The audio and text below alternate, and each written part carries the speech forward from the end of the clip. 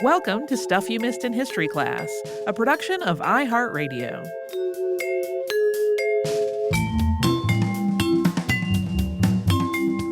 Hello and welcome to the podcast. I'm Tracy V. Wilson. And I'm Holly Fry. A few weeks ago, some friends of mine were having a totally normal conversation about the Demon Corps, specifically about Demon Corps memes. We did an episode on the Demon Corps in 2020, and we just ran that as a Saturday classic. But in case you missed it, this is a plutonium sphere made for use in a nuclear weapon that went on to be used in criticality experiments, and it was involved in 2 different fatal accidents. In one of those accidents, a physicist was using a screwdriver to position a reflector so that the sphere would stay just below criticality. And if you're thinking that sounds like a bad idea, you're right. So in the course of this conversation, my friend Adrian, who was the same Adrian who suggested an episode on the Demon Corps, said that she would love a deep dive into the SL-1 reactor explosion. And that threw me for a second because I thought we had talked about it in that Demon Corps episode at the end where we talked about other nuclear incidents. And in reality, the SL-1 got cut out of that episode because all the other nuclear accidents we were talking about in that episode, they mostly involved people putting nuclear material into the wrong containers. And the SL-1 explosion was a whole other thing. It was the first, and I think only, deadly nuclear reactor disaster in the United States. There have been other nuclear accidents that have had casualties involved and fatalities involved, but this one was due to the reactor itself. So here is an early Christmas present, Adrian. This episode is for you. The Stationary Low Power Plant Number 1, or SL-1, was a small boiling water reactor built at the National Reactor Testing Station, which is now Idaho National Laboratory, about 40 miles or 64 kilometers west of Idaho Falls, Idaho. The testing station was established by the Atomic Energy Commission in 1949 to research, build, and test various nuclear reactors. Because of the nature of this work, the testing station was intentionally built in a remote area, but close enough to cities and towns that people moving to the area to work at the facility would be able to find a place to live. In the late 1950s, the SL-1 was considered one of the least exciting reactors at the testing station. For comparison, one of the other prototypes developed there was a submarine reactor designed for the USS Nautilus, which was the U.S. Navy's first nuclear-powered submarine. There was also a project going on to develop a nuclear-powered jet aircraft. Both of those things sound very exciting, but the SL-1's focus was all about practicality, efficiency, and reliability. It had been developed after a 1955 request by the Department of Defense for a nuclear power plant for the Defense Early Warning System, or the DEW line. The DEW line was a chain of isolated radar stations about 3,000 miles long, from northwestern Alaska to southeastern Greenland, about 200 miles north of the Arctic Circle. It's outside the scope of this episode, but the building, operation, and eventual cleanup of the DEW line all had and continue to have a massive impact on Inuit peoples all across this region. Its legacy for those communities has been described as mixed. The DEW line created job opportunities, housing, and infrastructure that wouldn't have existed otherwise, but none of those were created with the needs of those communities in mind. To some extent, the same could be said of the National Reactor Testing Station, which was roughly the same distance from the Fort Hall Reservation as from Idaho Falls. This was during the Cold War, and crossing the Arctic was the most direct way for Soviet aircraft or missiles to potentially reach Canada or the United States. So the DEW line, as that early warning name suggests, was meant to provide an early warning of such an attack. Construction on the DEW line had started in 1954, with the radar stations getting power and heat from diesel generators. That meant that the military had to keep those generators supplied with fuel. The Army's criteria for a nuclear reactor to replace those generators included that it had to be built above ground with components that could be delivered to the site by cargo plane. It had to be able to withstand the extreme cold of the far north and be reliable and easy to maintain by a small team of people. It also needed to run for at least 3 years without refueling. The SL-1 was a 3-megawatt reactor designed for an output of 200 kilowatts of net electricity and 400 kilowatts of energy in the form of heat. This heat output would be important in the Arctic environment, but it was also important at the testing grounds in Idaho. On the night of the disaster, the temperature was roughly 18 degrees below 0 Fahrenheit, or about negative 28 Celsius. The building the reactor was housed in was not meant to contain radiation from a meltdown or other disaster in the site because of its remote location, which would also be true for the dew line. The SL-1's first 500-hour test run started on August 11th, 1958. After this test run, it was shut down for inspection, testing, and maintenance, and to do various adjustments.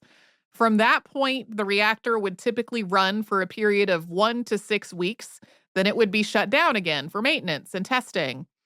At the same time, trainees would be going through both classroom and practical training on the reactor. And if they passed all of their various courses and assessments through this work, they could be certified as reactor operators. This all sounds fairly straightforward, at least as straightforward as things can be when you're talking about an experimental nuclear reactor prototype that's also being used to train personnel. But there were a number of issues. Initially, this reactor was the responsibility of Argonne National Laboratory, but Argonne's role ended in early 1959. At that point, a civilian contractor called Combustion Engineering Incorporated took over, but didn't have policy and procedure manuals written when that takeover happened. The Army, Air Force, and Navy were all sending people to be trained, and there were various rivalries and power grabs going on among the various military branches. The Atomic Energy Commission was also involved, but had a fairly hands-off role. In theory, military personnel were handling the actual operation of the reactor with on-site supervision through combustion engineering. But reading through all the overlapping responsibilities feels a little like looking at a company org chart where someone theoretically has one boss, but also has a bunch of dotted lines to other people and departments. Like a lot of developments during the Cold War, including developments in the nuclear industry, things moved really quickly. And technologies often went into use without a lot of testing. Since the Department of Defense wanted a reactor that could run for at least 3 years without refueling, the SL-1 was using burnable poisons to lower the core's reactivity when it was new. This sort of stretched out how long the fuel would last over time. These burnable poisons were strips of boron alloys that were tack welded onto the fuel assemblies. Soon these fairly untested strips started warping in between those welds, and boron started flaking off of them and settling to the bottom of the reactor. Then there were the control rods. Nuclear reactors run on fission reactions. The fuel is an isotope whose atoms can split apart when they absorb a neutron. That produces 2 new atoms, along with heat and some more neutrons. Some of those neutrons have the right amount of energy to split more atoms, which continues the cycle. With the right number of neutrons, this leads to a self-sustaining or critical reaction. With too many neutrons, the reaction can go supercritical, meaning that it starts to escalate. Control rods absorb some of the neutrons, controlling the rate of the reaction. Most reactors have numerous control rods that have to be adjusted in sequence to start or stop a critical reaction. To cut down on maintenance and make it easier to operate, the SL-1 only had 5, and one control rod could do that all by itself. This was obviously risky, but at first, these 5 control rods seemed to work fairly well. Over time, though, they developed what was described as a stickiness. And this is just what it sounds like. When the rods needed to be raised or lowered, they might get stuck. This only happened about 2% of the time, But that meant over the life of the reactor, it happened about 80 times. And that is not great when we are talking about the rods that are controlling a nuclear reaction. There was also an emergency shutdown procedure, or a scram, in which the rods were all supposed to drop into the reactor just by gravity. 46 times, at least one rod failed to drop, and it had to be driven down using an electrical clutch. This problem happened randomly, but it also seemed to be getting worse.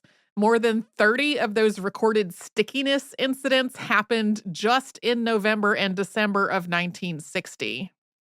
This stickiness seems to have been connected to the burnable poisons and the way that they were warping between the welds.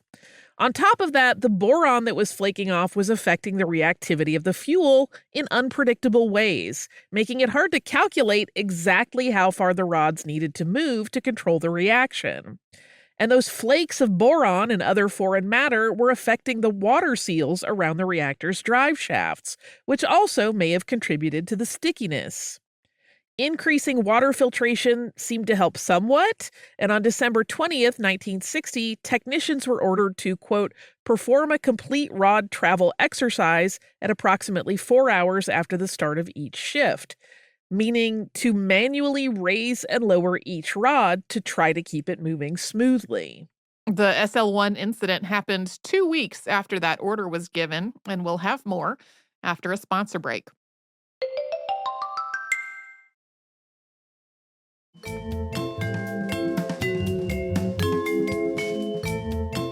On December 23rd, 1960, the SL-1 reactor was shut down for a holiday break, and during that shutdown procedure, 3 of the control rods stuck and had to be driven into the reactor. Crews returned on December 27th to start on various maintenance tasks with the reactor still shut down. On January 3rd, 1961, the night shift was tasked with restarting it. The reactor was staffed around the clock in 3 8-hour shifts, but the facility had minimal staffing during the night, including the facility gate being left locked rather than being staffed with a security guard. 3 men were on duty that night. Navy CB Richard C. Legg, known as Dick, who was the shift supervisor, Army Specialist John A. Burns III, known as Jack, and Army Specialist Richard Leroy McKinley, who was a trainee. All 3 of these men were in their 20s. Since part of the point of this project was to build a reactor that the Army could maintain with minimal staffing in a remote area, none of them had a background in nuclear engineering. Legg was experienced in the procedure they were doing, but this was the first time he was doing it as a supervisor. The U.S. Atomic Energy Commission made a video brief after this incident that gives a step-by-step recreation of how technicians reconnected the reactor's rack and pinion system before restarting it. I have no background in this field, but as a layperson, it struck me as very fiddly and inexact as a way to handle the control rods in a nuclear reactor. I was not alone in this. I showed this video to Adrienne. She was like, what is happening? This was a 2-man job. First, they would lower a shield plug and then a pinion gear housing and then a spring housing over the rack. Then they would insert a handling tool into the spring housing and thread it onto the rack like a screw. This handling tool was basically a rod that they could grab onto. One person would pull upward on that tool to lift the rack a few inches, while the other person tightened a C-clamp onto it. Then they would lower it until it rested on that clamp, take the handling tool off, put a retaining washer and a nut onto the rack, put the handling tool back on again, and do a second lift, this time just far enough to take the C-clamp off. This is like the C-clamp that you would see at a hardware store that you put on, to hold maybe a piece of board to the table, and you screw the little thing at the bottom. Under normal circumstances, the washer and nut would have connected the rack to a drive motor.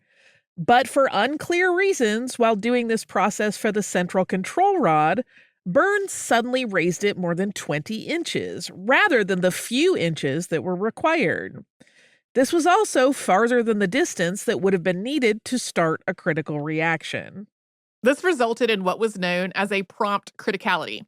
That is a supercritical state that is caused only by the initial influx of neutrons into the fuel, not involving any delayed neutrons that are emitted later on in the fission process. This reaction only took about 4 milliseconds, so it was almost instantaneous. The power level surged to more than 6,000 times the reactor's rated output. The heat vaporized the water in the reactor, which created a water hammer that blew inside the top of the reactor housing, lifting the entire thing about 9 feet or 2.7 meters off the ground. While this reactor was considered to be small and lightweight, it weighed 26,000 pounds, so this was a massive amount of energy.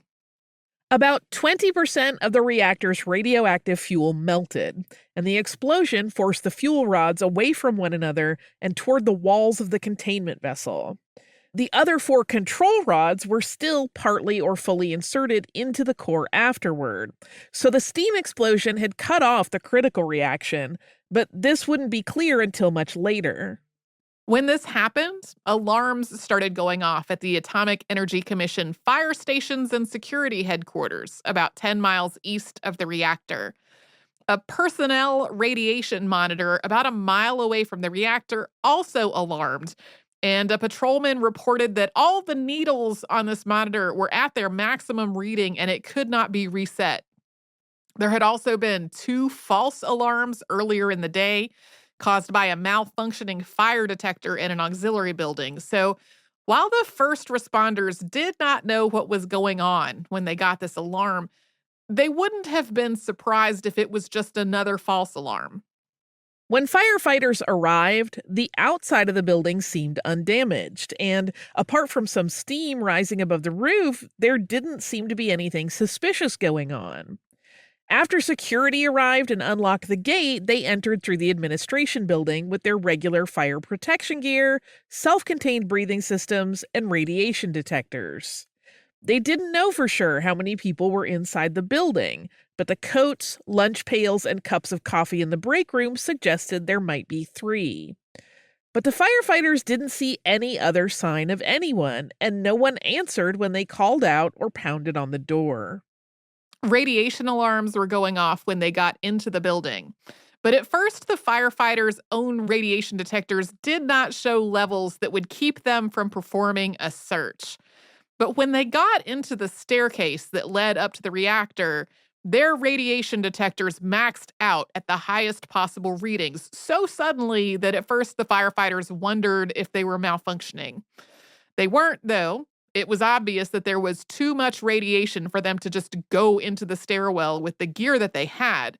So they left the building and they waited for a health physicist.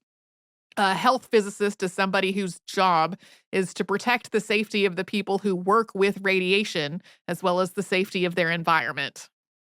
A health physicist arrived a little more than 15 minutes after the initial alarm, and they all went inside. But once they got to that stairway, the health physicist again had them turn back. It was determined they needed more protective gear. Not long after, 2 more health physicists arrived with anti-contamination gear, shoe covers, additional respirators and breathing systems, as well as other equipment. By that point, the reactor room up the stairs was the only place at the facility where those 3 men could be. Even with protective gear, radiation levels in the building were so high that the search had to be carried out in relays of only about a minute each. The health physicist kept time with a stopwatch. In addition to this strict time limit, conditions inside were difficult to navigate. Once rescuers got up the stairs and into the reactor room, the floor was wet and it was covered with debris. Some of this debris was compared to a lot of marbles, and their face masks kept fogging over. Once they got into the reactor room, firefighters spotted 1 man who was still breathing and another who appeared to be dead. At first, they didn't know who was who or where the 3rd man was, but the person who was still alive was later identified as Richard McKinley, age 27. The initial priority was to try to save his life. A team of 5 volunteers went inside carrying a stretcher, 2 of them to try to remove McKinley, and the other 3 to see if they could figure out where the third man was. While they did do kind of a relay to remove McKinley from the scene, they still did not see any sign of the third man. McKinley was taken to an ambulance, which was then moved away from the road to keep it from contaminating the road with radiation. McKinley did not survive, though. He was pronounced dead about 2 hours after the incident. His body contaminated the ambulance with radiation, and it also exposed the on-call nurse who cared for him to a large amount of radiation. The effort to rescue McKinley had been carried out as fast as possible because he was still alive. Rescuers took more time to plan out how to remove the body that they'd seen, including sending photographers into the room for 10 seconds each to document exactly where he was. It was during that process that one of the team members happened to spot the body of the third man, pinned to the ceiling by one of the reactor's shield plugs. It was eventually determined that the body on the floor was Jack Burns, age 22, and that the body pinned to the ceiling was Dick Legg, age 26.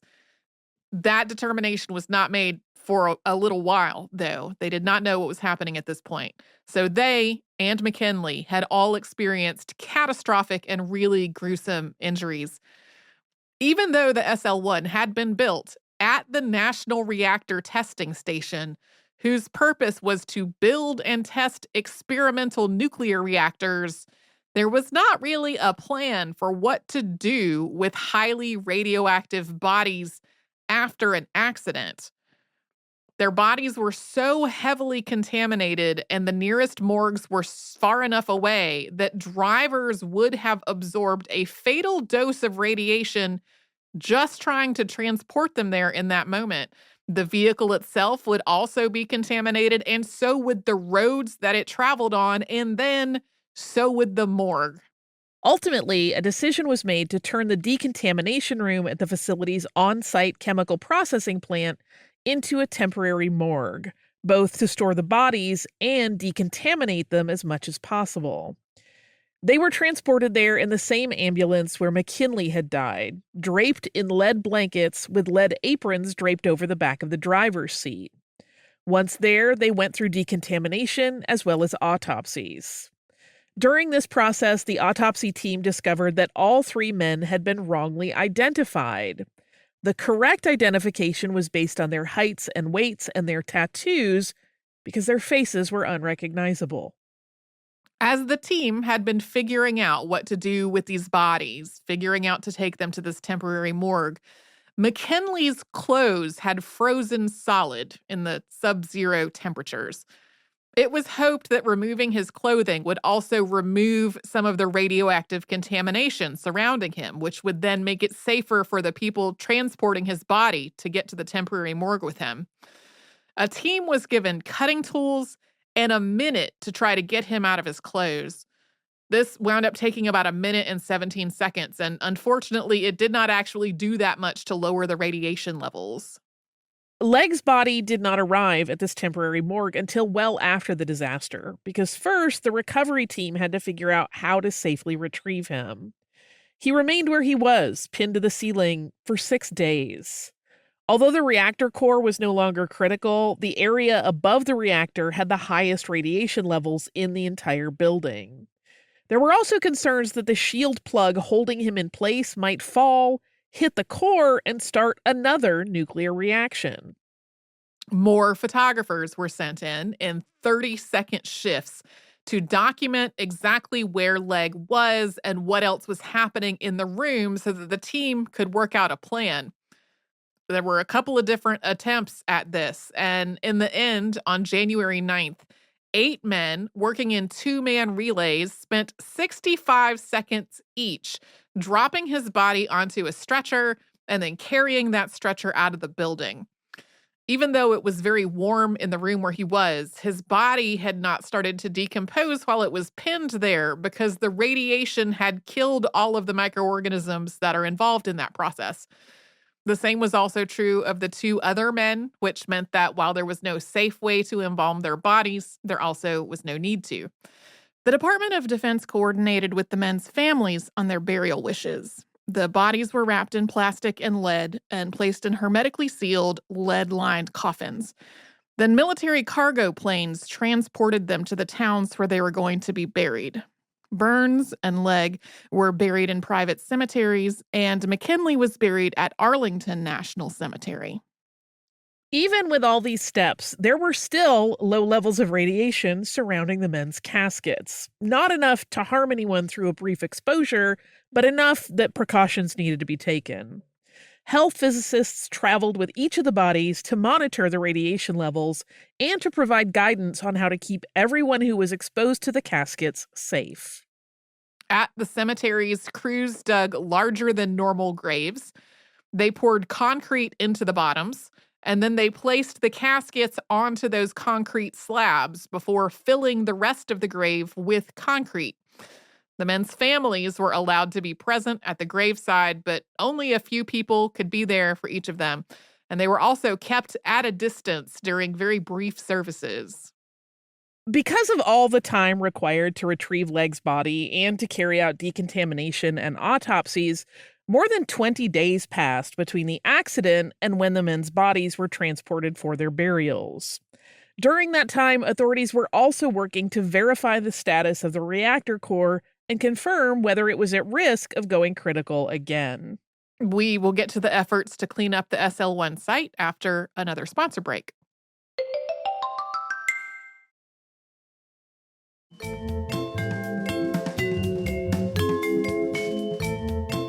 On May 23rd, 1961, officials started the process of trying to determine the cause of the explosion at the SL-1 reactor, as well as removing the reactor core, decontaminating the area, and destroying the building.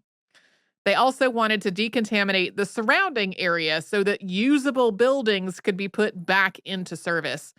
We've really been focused on the reactor, but there were 8 other support facilities there, plus a water storage tank, fuel storage tanks, an electrical substation, water and sewer systems, and other infrastructure, and all of that had to be decontaminated. This involved steps like scrubbing everything to remove radioactive dust and residue, painting surfaces or covering them in concrete, and destroying things that could not be adequately treated. This was an enormous project with more than 800 people involved. One reason that it took so many people was that the area around the reactor was still so highly radioactive, and some of it was highly hazardous, like vacuuming up radioactive dust. In just a couple of minutes, people who carried out this type of work encountered the maximum amount of radiation that they were allowed to be exposed to for an entire quarter. So a lot of people cycled through the cleanup effort, reaching that quarterly maximum in only a minute or two of work, and then having to take 3 months before coming back. Radiation exposures were measured with instruments and tracked with film badges. Because there was a limited number of health physicists and they all needed to continue to be able to work, they typically kept time on people's relays to do their work outside of the danger zone. And then they would do something like bang on a piece of metal when the worker's time was up. Some of this work was also undertaken remotely because of the extreme hazards involved, including removing the reactor core. Like the removal of Legg's body, this required extensive planning and photographic documentation of the site. This time, much of the photography work involved remotely operated cameras built to withstand radiation, which were able to take pictures down into the reactor structure. Crews then built a mock-up of the building to work out how to remove the core using a crane that was built on site. The cleanup process took 18 months, with General Electric Corporation being contracted for the cleanup and removal of the reactor vessel. Kind of a side note, they had personnel available for this because that nuclear jet project we mentioned earlier had been scrapped, in part because the shielding necessary for the reactor would have made the aircraft too heavy to fly. Moving contaminated material to an existing nuclear waste disposal facility would have created additional hazards, basically carrying highly radioactive material a long way away and contaminating everything it encountered in the process. So most of what could not be salvaged was buried there on site. 99,000 cubic feet of contaminated material were buried between 8 and 14 feet deep, with soil and vegetation also added to cover all of this area. Because additional precautions were possible during this cleanup process, the people who were exposed to the highest doses of radiation were mainly the first responders who had arrived on the scene immediately after the accident, and the people who were there during the first week before Legg's body was recovered. Decontamination trailers were brought to the site for workers, where they had to go through a process of intensive scrubbing. The very first responders to arrive on the scene had to take additional steps for their hands because they didn't have special gloves to wear and thought it was more important to try to save McKinley's life. Across the board, reports on this accident from official sources that came out within the first few years after it happened described these responders as not being negatively affected by their radiation exposures. Nobody showed clinical symptoms of radiation sickness at the time. Nobody had to be hospitalized after their work on recovery or cleanup. But there's really not a lot of documentation on whether those radiation exposures affected their health later on. Some of the people who responded to this accident later died of cancer, including multiple myeloma. And it's possible, but not conclusively proven, that this radiation exposure was a contributing factor. Official documents also focus on the idea that radiation exposure in the surrounding areas was minimal. The phrase, quote, very little contamination above background levels, shows up in a lot of documents. But clouds of radioactive gas and particles did make their way to surrounding communities in the hours and days after the explosion, including different isotopes of radioactive iodine. There was ongoing monitoring of the nearby environment for radiation after this accident, including periodically checking the roads for any radioactive contaminants that had been carried out on the tires of vehicles that were used at the site.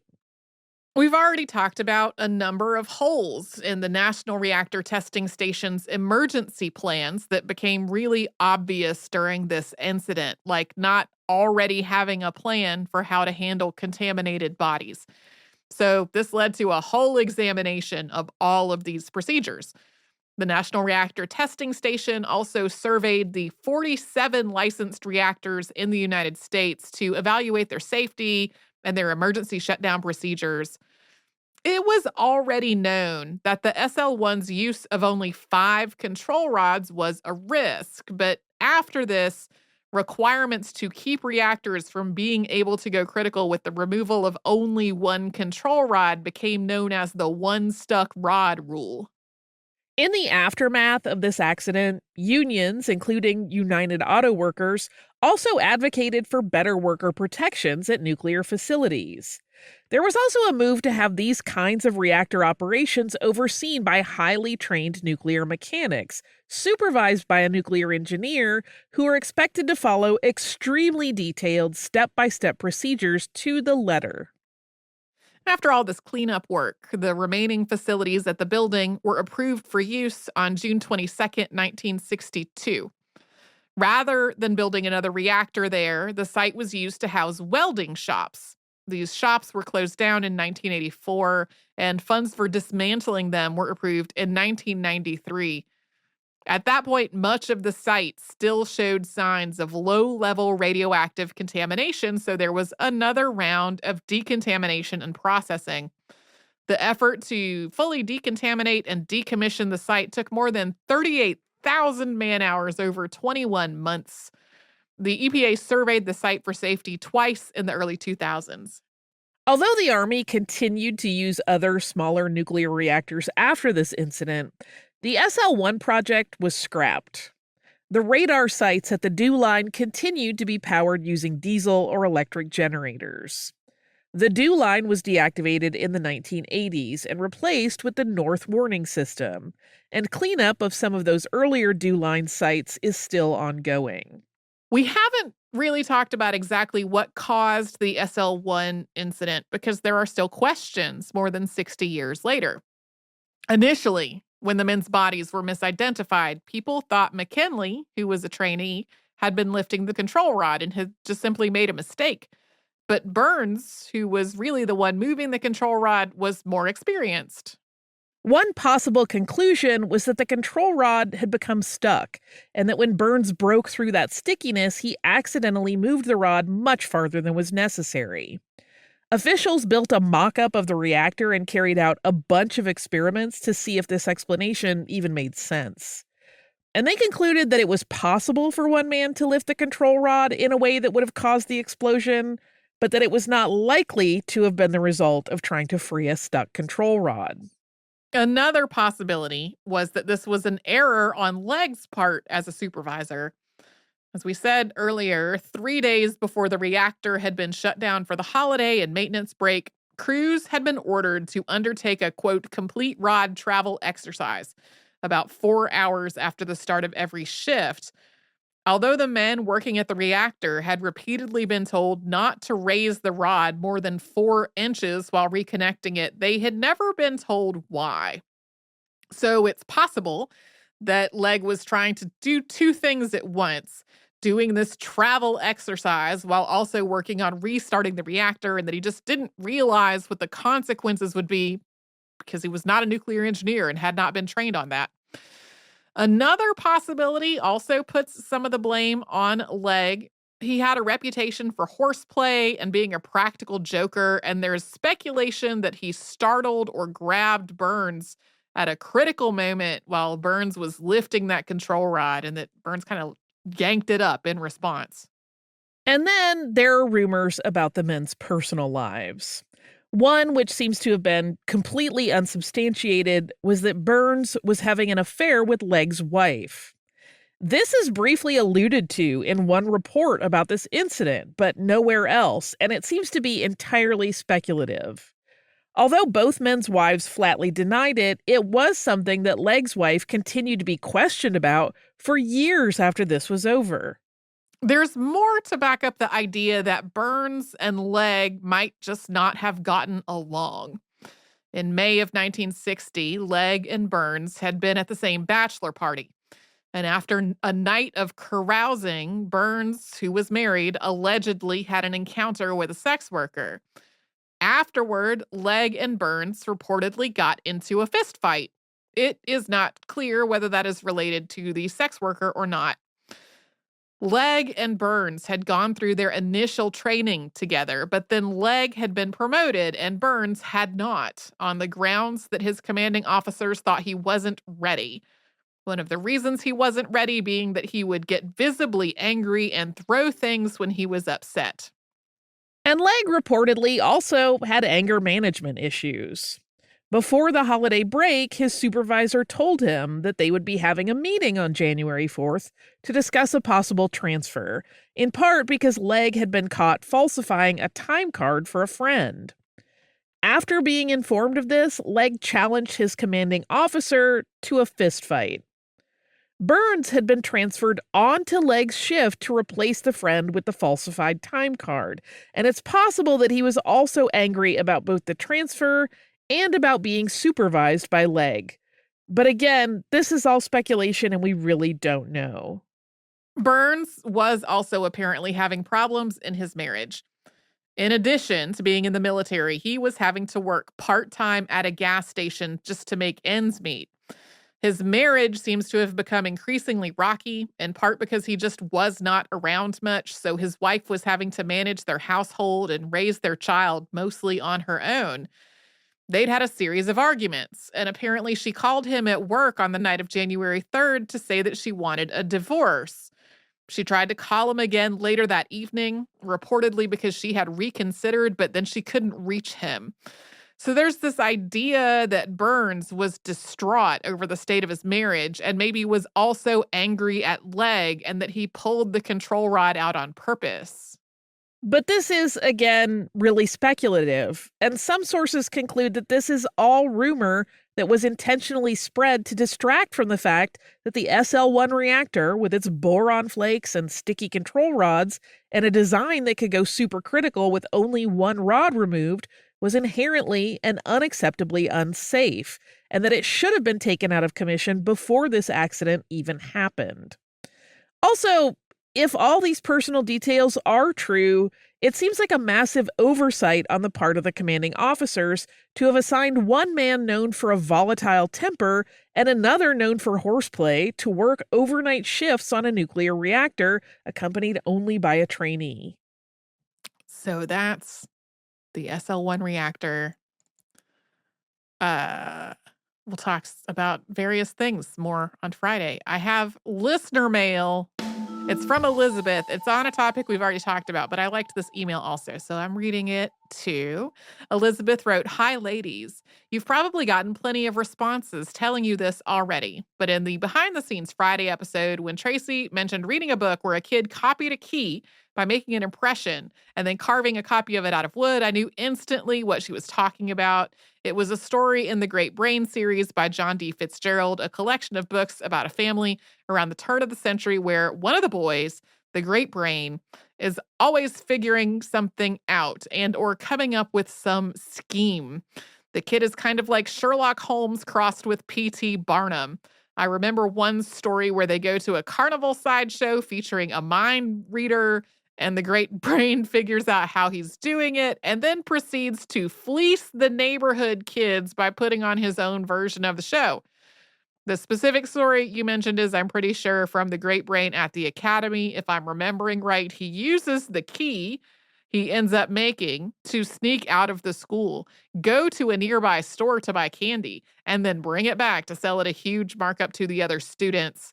I loved the books when I was a kid, but I haven't looked at them for years, so I can't swear to the quality, but hearing Tracy talk about it brought back some fond memories. Thanks so much for all you do. I've been a dedicated fan of the show for years. Best wishes, Elizabeth." Thank you for this email, Elizabeth. 100% that is the plot that I remember from the book that I was trying to reconstruct from memory. I also have not tried to go back to these books.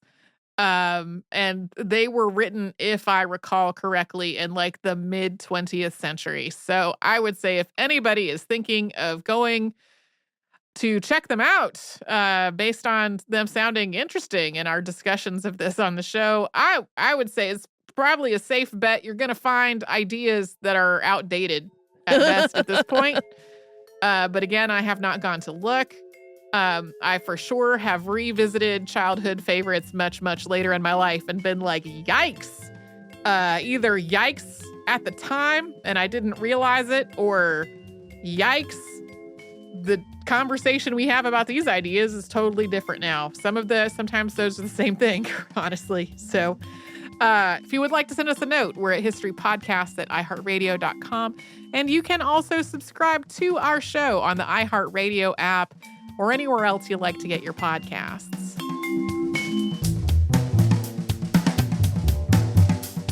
Stuff You Missed in History Class is a production of iHeartRadio. For more podcasts from iHeartRadio, visit the iHeartRadio app, Apple Podcasts, or wherever you listen to your favorite shows.